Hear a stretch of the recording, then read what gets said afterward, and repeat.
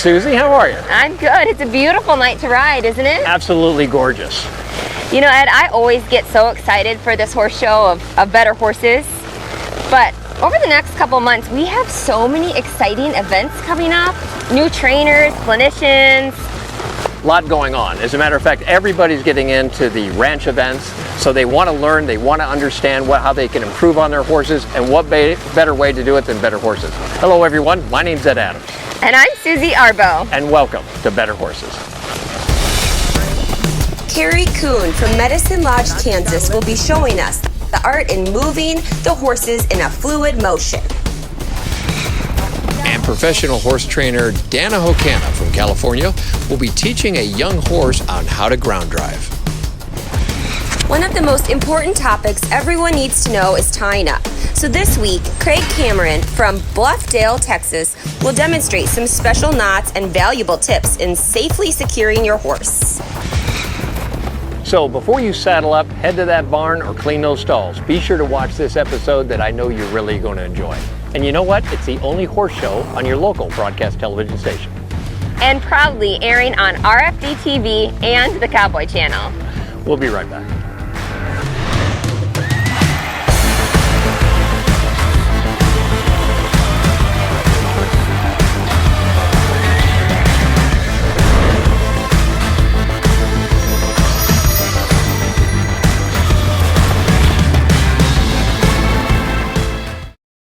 2022 marks 57 years of the Pinto World Championship. This is your chance to experience a 13-day horse show beginning June 13th to June 25th with $900,000 in cash and prizes. There are no qualifications required to enter. Held in Tulsa, Oklahoma, located at the Ford Livestock Complex, the Pinto World Championship caters to all types of equines. With 700 classes, the Pinto Show welcomes a variety of breeds to compete. It's a family environment and a good taste of healthy competition. For more information, check out the website, pintoworld.com.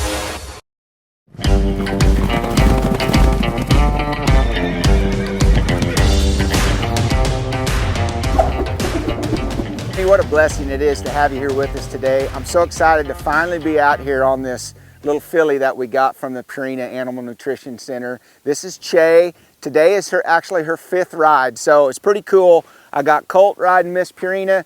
I'm riding Che. We're both riding horses that came from Purina, and I'm really excited about how this little filly feels and what we're going to be working on today. So Ernie, what I want to show your viewers is this being the 5th ride, I'm not really big on worrying about my steering just yet. I like to spend time up here just being a passenger and getting these colts to flow out and find some forward motion. And what I'm going to do today is I've got my little miniature mule back here behind us in the arena turned loose, and I'm just going to go track this mule around a little bit and kind of let you guys see how this filly will flow around here and follow this mule. That way I don't have to be kicking a bunch. I don't have to be doing a lot of stuff with my body, with my legs, to bring up life in this horse. So Colt, if you'll go sit over there in that corner, I'm going to go ahead and turn Che around here, and we'll head down here to Bronson. Now, I've got my rope with me. What I love to do on these young horses when we're just getting them started is I love to take stuff with me, whether it be my rope, maybe it's my flag, maybe it's my stick and string. But I love to have something with me that I can set up here and make some noise and movement. So while I'm tracking this mule around, I can get this filly really, really quiet and relaxed with me being up here moving around. She's not going to be bothered by any sudden movement that I might make being up here in the saddle because she's going to be so used to me swinging this rope around. We'll see if we can't get old Bronson out of the corner here. Now I can kind of use this rope to kind of get some life to come up in old Bronson here. So as I get close, I'll just swing this rope, kind of get old Bronson to keep moving there if he wants to slow down. Now what this gives me, Ernie, it gives me something to focus on as a rider, but it also gives this young filly something to focus on. I'm not having to kick a bunch with my legs. I'm not having to steer with my reins. I got a lot of slack in my reins. And I just kind of let this filly follow this mule around.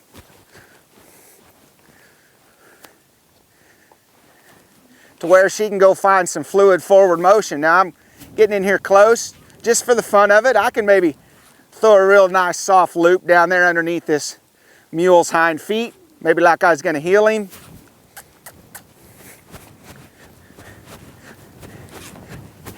He kind of has a tendency to want to kick at us a little bit if we get too close.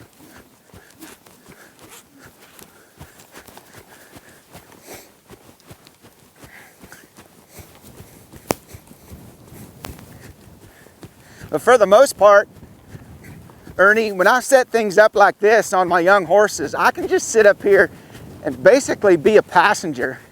Kind of develop a game here between these two. Liven old Che up a little bit there. Che might even find a little fun in this game following this mule around.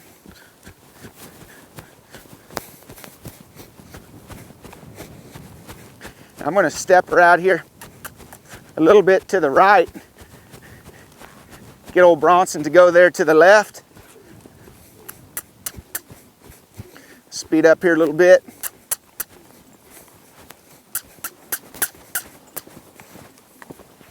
There you see old Bronson kind of kicking at her a little bit. Just go ahead and pick my rein up.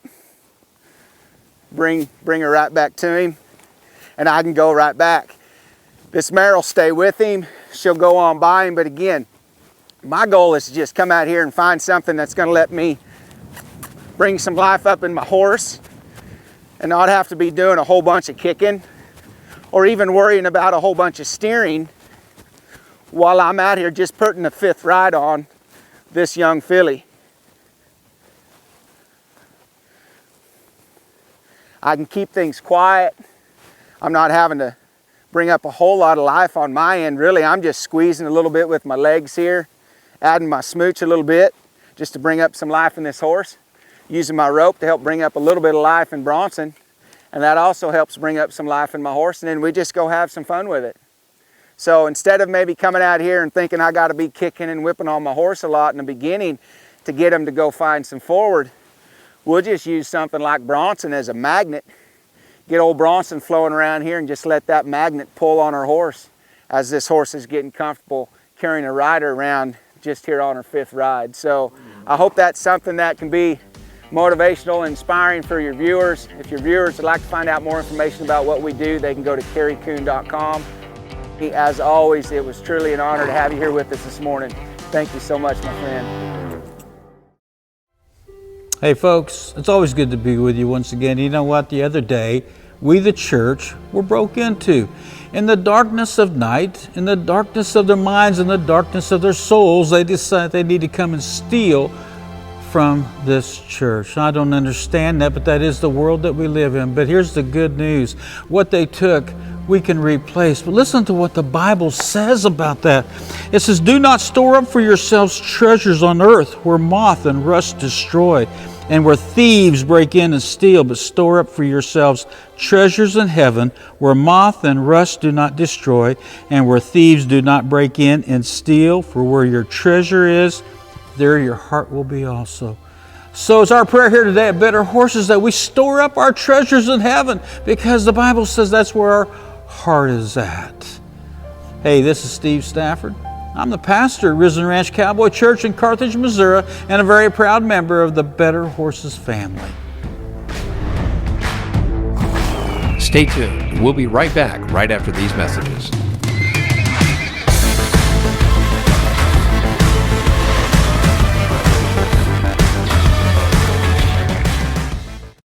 We're here for the hardworking, the resilient. We're for the people who measure their days by what needs to get done, not by hours. Where kids learn responsibility at a young age and generations work side by side. Where work doesn't pause for holidays or bad weather. It just gets harder. Where value and hard work means more than the clothes you wear. We're Kleinschmidt's Western Store, Higginsville, Missouri. So I went to several different dealerships. I started at Heritage Tractor, and I didn't want to buy a piece of equipment that can only do one job. I wanted versatility to be able to fit in a small space, but also still do big jobs. And so I went with the 2 Series John Deere. I got a 2038R, and I can switch in seconds between any attachment and I haven't seen anyone else who offers that kind of speed and adaptability. There's not really a day that goes by that I don't start that tractor up.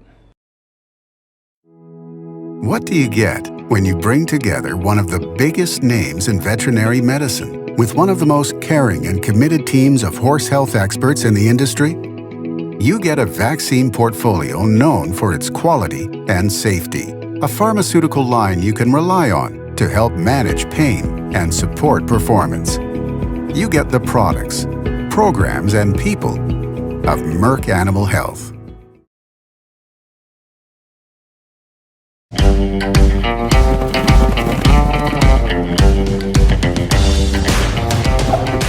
Hi, I'm Dana Hokana.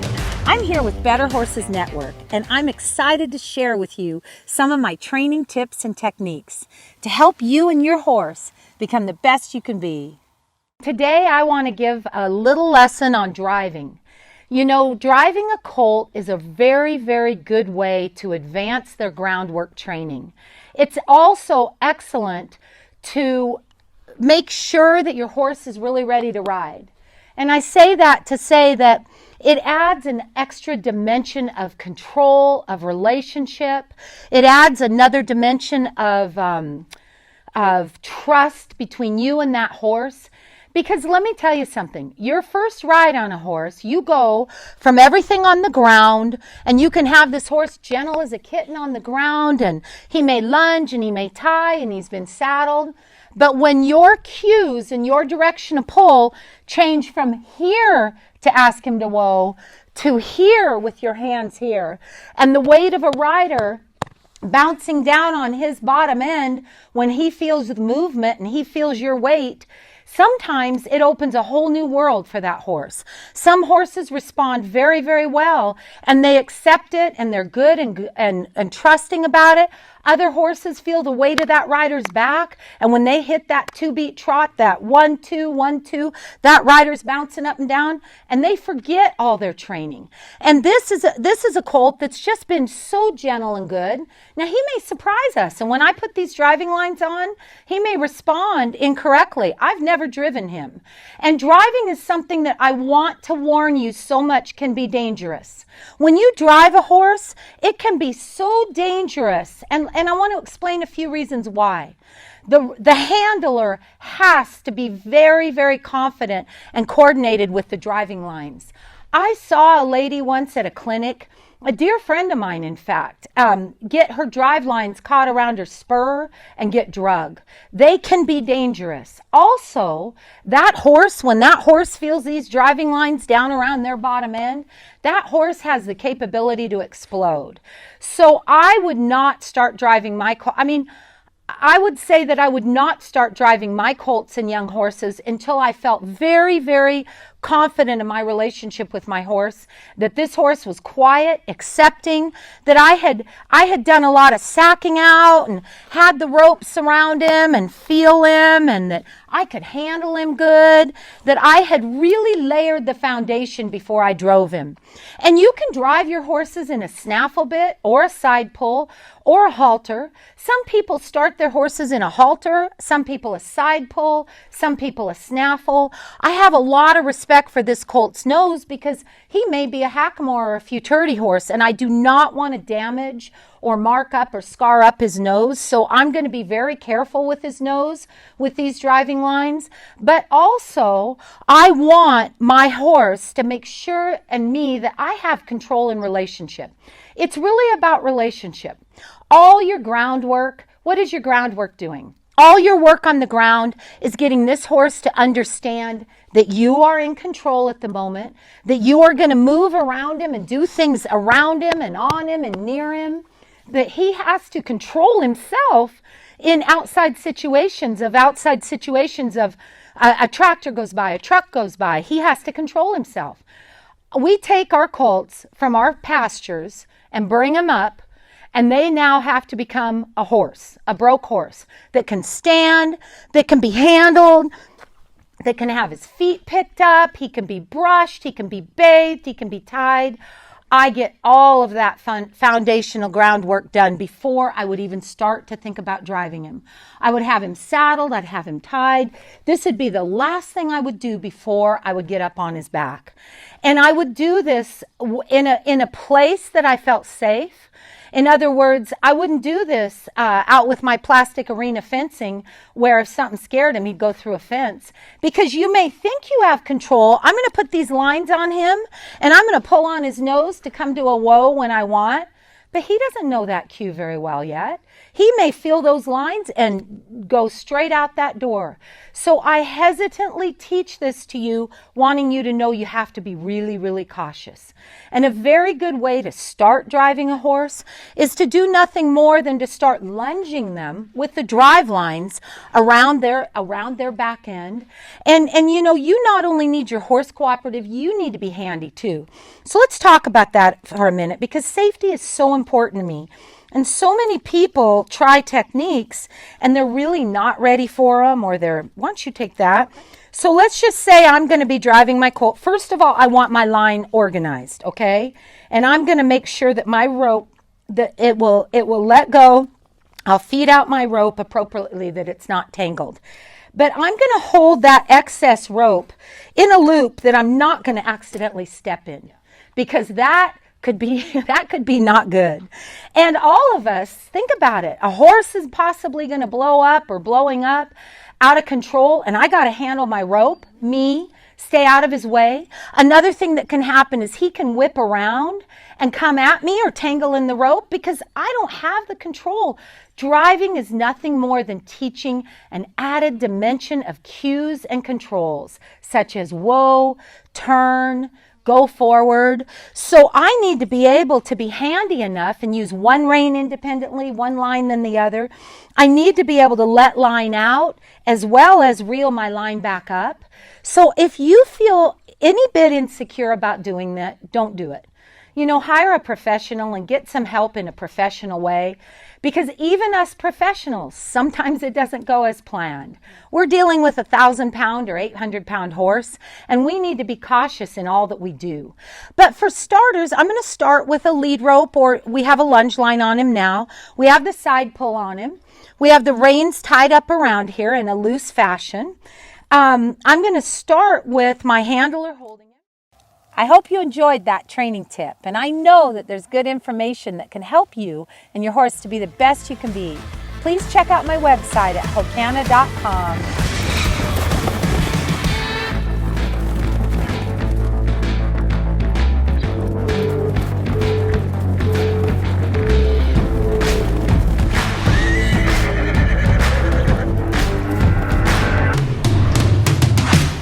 Hey cowboys and cowgirls, don't go anywhere. We have more better horses coming your way.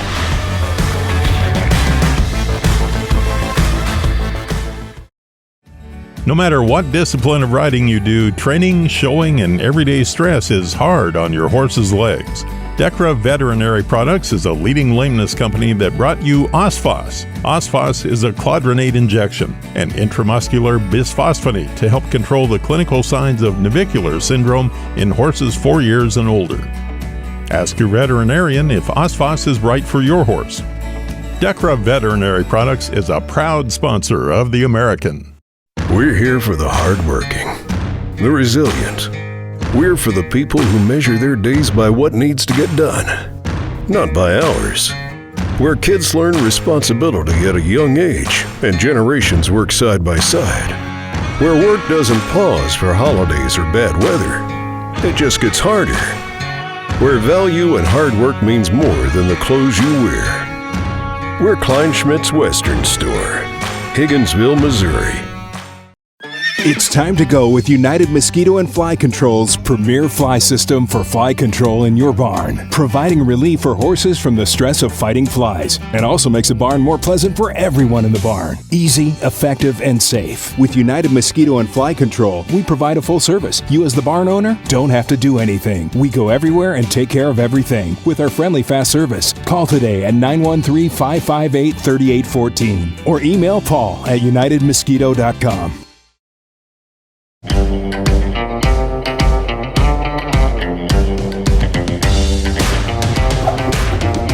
Good afternoon.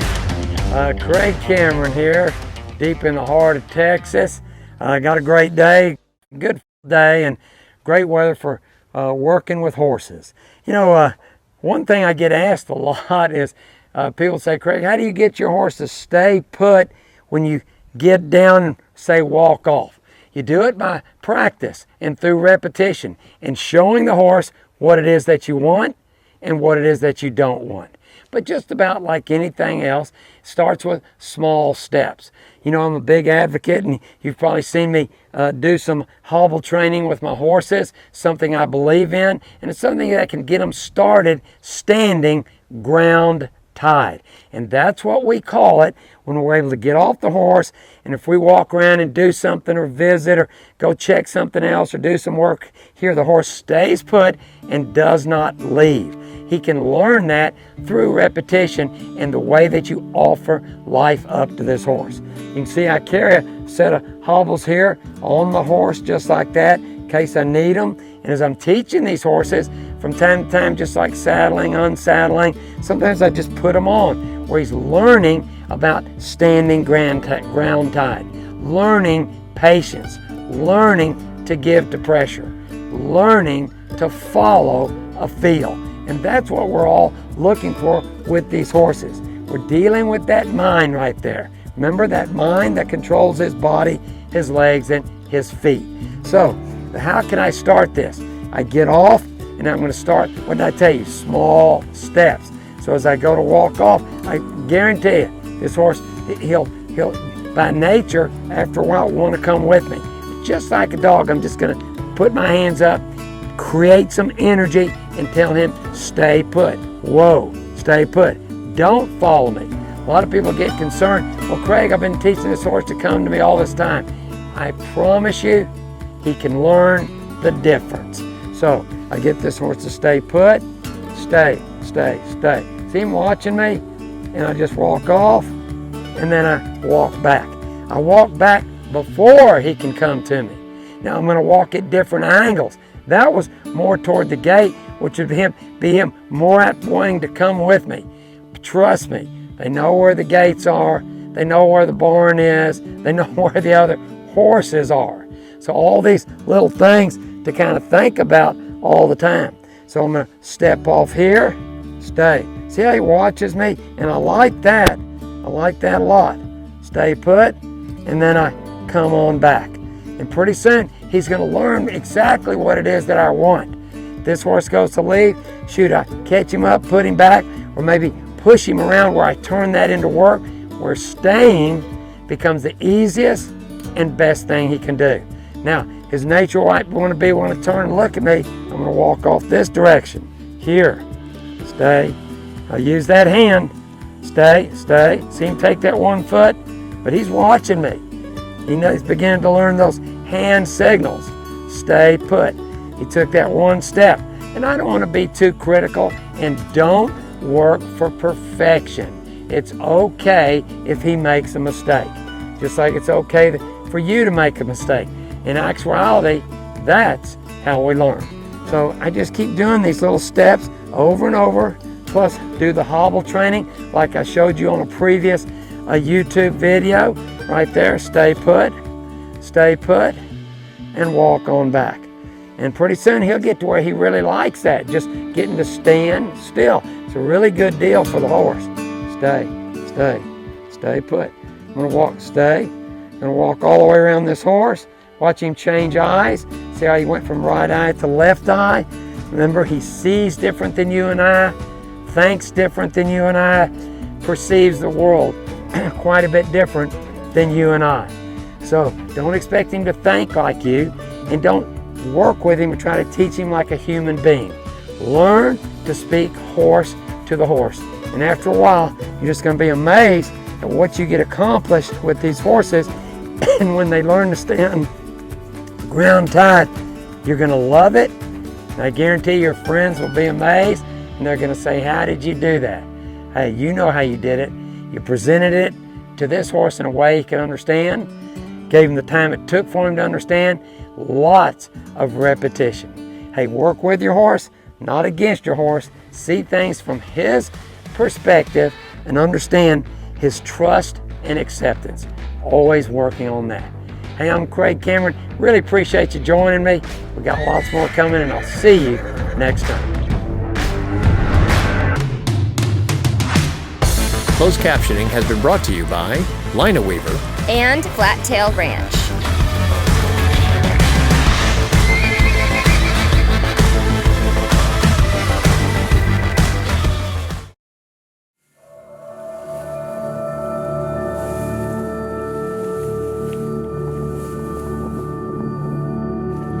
Those of us who devote our lives to the animals we love can recall a kind of dawning. A time when something inside us awoke, like a seed planted deep within us, and it had taken root and begun to grow. And from that moment on, the path ahead was clear. That one seed set our course and determined who we would be, how we would live, forever connected to the land. We found purpose in these remarkable creatures that depend on us. At Stanley Premium Western Forage, we believe that purpose is what sets us apart and binds us all together. It's why our family built a company dedicated to supporting, enriching, nourishing the animals we all care for and this lifestyle we share. Stanley Premium Western Forage, grown for the life we love. Hey, thank you for watching Better Horses. And if you've missed any of our shows, check us out at betterhorses.com, where you can see all our episodes. You can also follow us on Facebook or listen to any of our podcasts right from your mobile device. And don't forget our newspaper coming out 5 times a year. You're gonna love it.